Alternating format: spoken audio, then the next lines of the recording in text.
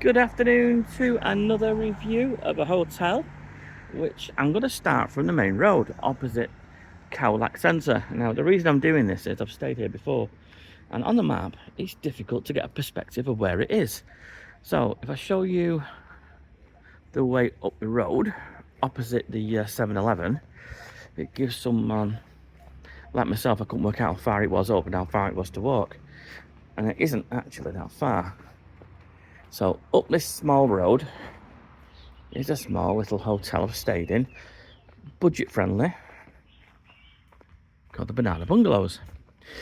I stayed here when I was scuba diving. I don't know whether you've watched any of my previous videos, but I visit the area quite frequently, and I do like to just pop in, stay somewhere reasonably priced, and then go out on a liveaboard, come back for a few days,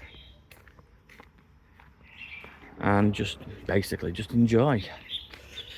So I'll just walk you through.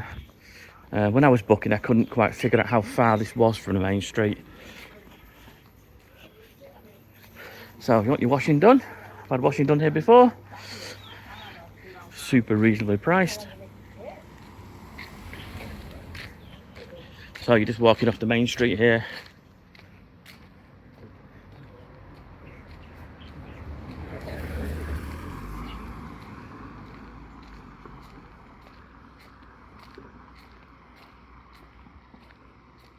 And I will do another review from the Khaolak Palm Hill Resort, probably in a day or two, which is here.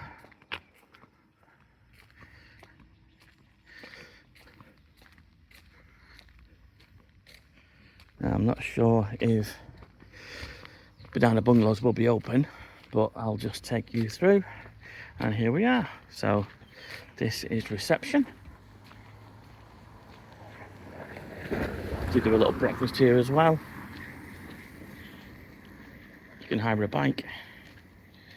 We've got cold drinks.